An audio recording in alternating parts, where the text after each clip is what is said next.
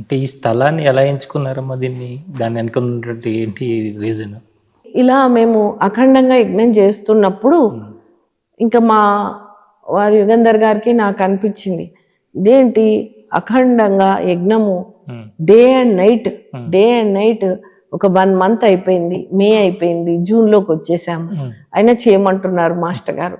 వస్తున్నారు జనాలు, మొత్తము సత్యం గారు డోర్ ఓపెనే, ఎందుకంటే యజ్ఞం ఉంది, క్లోజ్ చేయొద్దు, పెద్ద ఇల్లు, వచ్చేవాళ్ళు పోయేవాళ్ళు, మా పనులు మేము, అన్ని జరుగుతూనే ఉన్నాయి. అప్పుడు అనిపించింది ఇది ఒక పెద్ద ప్రణాళిక జరుగుతుంది, ఇంత అఖండ యజ్ఞము, ఇది రెంటెడ్ ప్రెమిసెస్, మనకంటూ ఒక ప్రెమిసెస్ ఉంటే బాగుంటది. అది పెద్ద ఇల్లు అండి, ఆయన PA to NT రామారావు. ఆ ఇల్లు అమ్మకానికి కూడా వచ్చింది, కానీ అప్పుడు 1.25 crores.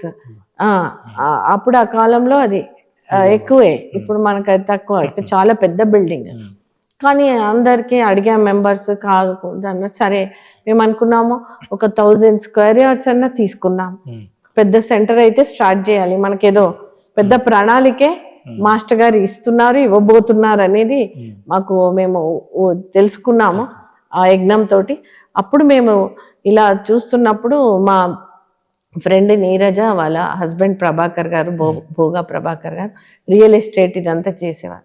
వాళ్ళని అప్రోచ్ అయితే, ఈ సిటీలో ఎందుకయ్యా, నాది అక్కడ ఉంది ఒక 80 to 100 acres బాటసింగారం దగ్గర, ఇట్లా దేశముఖి గ్రామంలో, మీరు వెళ్ళి చూడండి అన్నారు.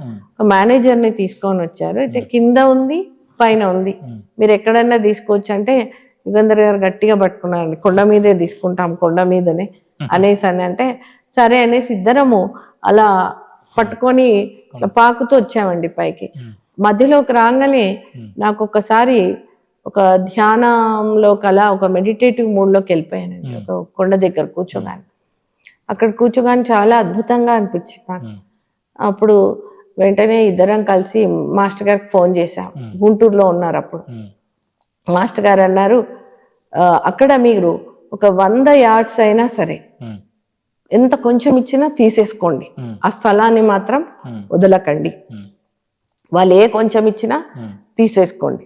అంటే వాళ్ళని అడిగాం, ఒక 1000 yards అని ఇవ్వండి అంటే ఫస్ట్ వాళ్ళు ఒక 1000 గజాలు ఇస్తామన్నారు. తర్వాత మన ప్రణాళిక పెద్దది కదండి, అలా మనం విస్తరింపజేస్తూ కొంచెం రిజిస్టర్ చేసుకున్నాం. We are in a sprawl of 4.5 acres. అలా మాస్టర్ గారు ఇది ఎంచుకొని, వారు సర్వజ్ఞులు కాబట్టి గుంటూరులో ఉండే ఇక్కడ శక్తిని అంతా తెలుసుకున్నారు. అండ్ మీకు దీని బ్యాక్గ్రౌండ్ తెలపాలండి, పూజ్య శ్రీ శ్రీరామకృష్ణ సమర్థ సద్గురుదేవులు 2003లో హిమాలయ యాత్రకు వెళ్ళారు. ఇవన్నీ ఎందుకు తెలుసు అంటే, మాతోటి ముందే ఇవన్నీ ఎందుకు చేయించారు మీరు, వేటపాలెం కాదు ఇక్కడ హైదరాబాద్లో అని ఆయనకు ముందే తెలుసు వాళ్ళకు, మేమేమేమి చేయబోతున్నామో, మా జన్మ ఏంటో అవన్నీ. మీకు ఎగ్జాంపుల్స్ చెప్పాను కదండి, అక్కడికి వస్తామంటే మీరు ఇక్కడ కాదు హైదరాబాద్లో అని చెప్పాను. అయితే 2003లో హిమాలయ యాత్రకు వెళ్ళారండి. శిష్య బృందంతో కొంతసేపు ఉన్నప్పుడు మాస్టర్ గారు సడన్ గా ఫిజికల్ గా డిసపియర్ అయిపోయారు, కనిపించలే. 40 minutes to 1 hour వెళ్ళిపోయాక ఆయన మళ్ళీ 1 hour తర్వాత వచ్చారు. అందరు అడుగుతారు, ఏంటి మాస్టర్ గారు ఎక్కడికి వెళ్తే, మాకు కూడా పనులుంటాయిరా, పరమగురు మండలి పిలుపు వచ్చింది, వెళ్ళొసి వచ్చాను. ఆ తర్వాత వారు ఆగస్టులో ఒంగోలు క్యాంపులో ఈ స్పీచ్ లో చెప్పడం జరిగింది.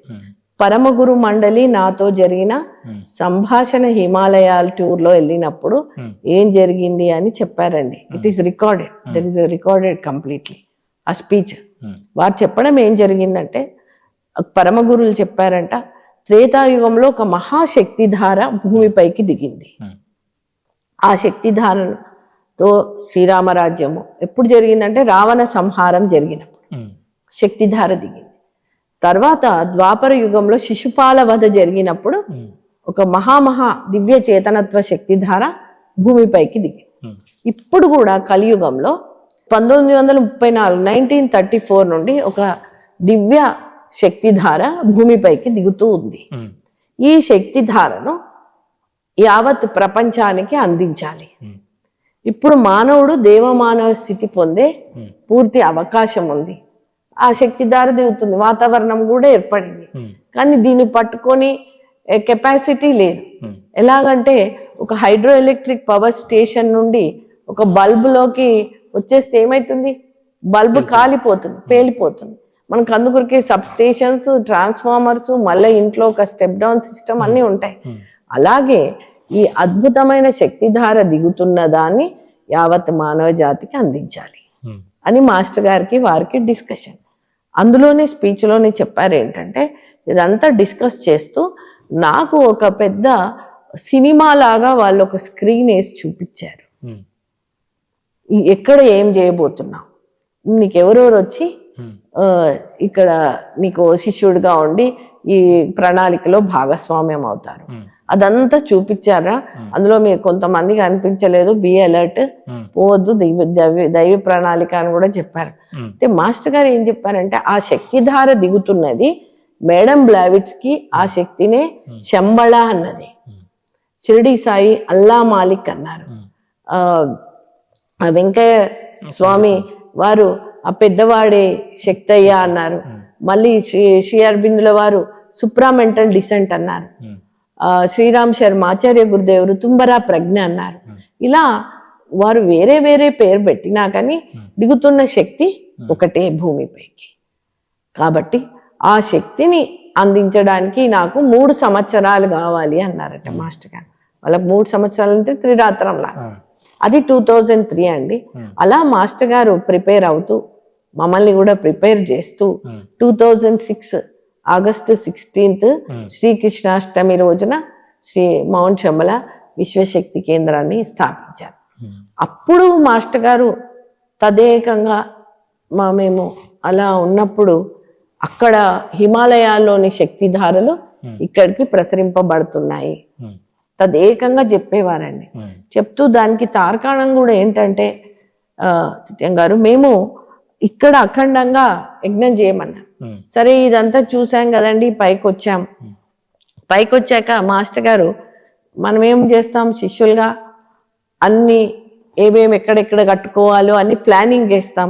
ప్లానింగ్ చేసి అది చేసి మాస్టర్ గారు ప్లాన్ చెప్పండి అన్ని ఇట్లా కొండ ఇదంతా అంటే, ప్లాన్ వేసి ఇవన్నీ కట్టాక మీరేంట్రా చేసేది, ఇప్పుడే వెళ్ళి ఈ ఆగస్టు 16 శ్రీకృష్ణాష్టమి రోజున ఈ అఖండ యజ్ఞాగ్నిని అక్కడ స్థాపించి స్టార్ట్ చేసే అన్నారు.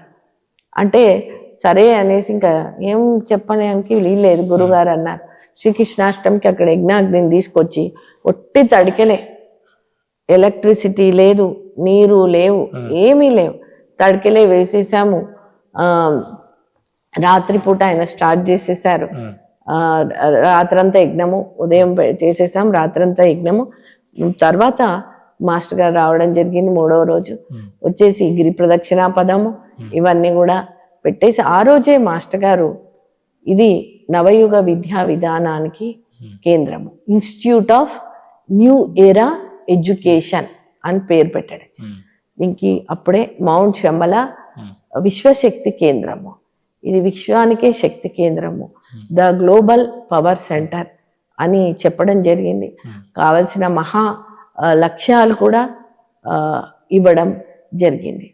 అయితే ఇక్కడ మీకు చెప్తున్నా తార్కాణము అని చెప్తున్నాను, హిమాలయాస్లో లింకప్. మేము యజ్ఞం చేసినప్పుడు మొదటి వారము మాకు యజ్ఞ భస్మం రాలే యజ్ఞకుండంలోంచి. ఇదేంటి ఇంత పెద్ద మాస్టర్ గారు ఆశ్రమం అన్నారు, యజ్ఞ భస్మం రావట్లేదు అని మళ్ళీ మాస్టర్ గారికి ఫోన్ చేస్తే, మీరేమి ఇదవ్వాల్సిన అవసరం లేదు, ఇక్కడున్న భస్మము బద్రీనాథ్కి కింద నుంచి టన్నలింగ్ అవుతుంది హిమాలయాల్లో ఉన్న బద్రీనాథ్. సో ఇవన్నీ కూడా గురువులు ఈ లింకప్ అనేది ఏర్పరిచేస్తూ వచ్చారు. ఏంటంటే ఇది పోల్ షిఫ్ట్, ఒక ధ్రువం మారదు కానీ శక్తి అనేది మార్చాలి. అందరు అనుకోవచ్చు ఎందుకు అని అంటే అది ఈశ్వరేచ్ఛ. దానివల్ల మన యొక్క ఎవల్యూషన్ పరిణామక్రమము ఇవన్నీ త్వరితగతం చేస్తున్నారు. అలాగే దీన్నే జియోపొలిటికల్ సైన్స్ అంటాం. మాస్టర్ గారు ఎన్నోసార్లు చెప్పారు.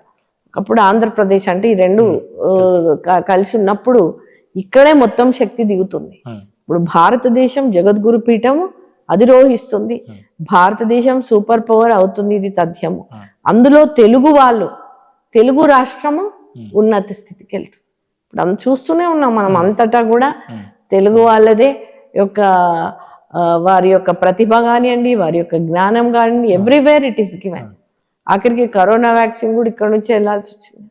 మనం అవన్నీ చూసుకోవాలి. గురువుల యొక్క వాక్కు ఎలా ఉంది, బయట ఏం జరుగుతుందని మనం కొరిలేట్ చేసుకుంటే ఇట్ ఈస్ హ్యాపెనింగ్.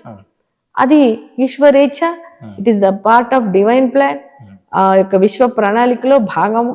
ఇందులో ఇక్కడ భారతదేశమే కాకుండా మనం పుట్టడము, మనం ఉండడము, ఇలా గురువుల పాద సన్నిధిలో ఉండడము, ఇది వినడము అనేది పెద్ద అనుగ్రహం. ఇది అంతా ముందు నుంచి వచ్చిన లింకప్, పూర్వజన్మ సుకృతాలే. కాబట్టి ఇలా ఆ శంబల యొక్క శక్తిధార ఇక్కడ వస్తూనే ఉంది అని చెప్పి 2013 గురు పౌర్ణిమ రోజు చెప్పేశారండి. 10,000 నుండి 12,000 మధ్యలో ఉన్న హిమాలయాల్లో ఉన్న ఆ శక్తి ఇక్కడికి మొత్తం వచ్చేసింది. రాళ్ళు రప్పలుగా చూసేవాడికి అవే కనిపిస్తాయి, కానీ కూర్చొని ఒక మెడిటేటివ్ మూడ్లో, ఒక ధ్యాన స్థితిలో ఉండి సాధనాత్మకంగా ఇక్కడుంటూ మౌనంగా ఆ శక్తి ధారలను ధారణ చేసుకోండి. ఇప్పుడు ఉన్న ఈ స్థితిలో మానవుణ్ణి దేవమానవ స్థితి, అలాగే పృథ్వీపై స్వర్గావతరణ జరిగేది తథ్యము. ఇప్పుడు అది మానవ జాతి మీద డిపెండ్ అయ్యింది. వాళ్ళు అంతా రెడీ చేసేసారు, కానీ మనల్ని పుష్ చేస్తున్నారు. పుష్ చేస్తూ దీన్ని త్వరితగతిని చేయాలని తండ్రులుగా ఉంటుంది కదా, అది మనం ఎంతవరకు వింటాము, ఎంతవరకు పని చేస్తాము, ఎంతవరకు మనం మార్పు తెచ్చుకుంటాము, మన మీద డిపెండ్ అయ్యింది.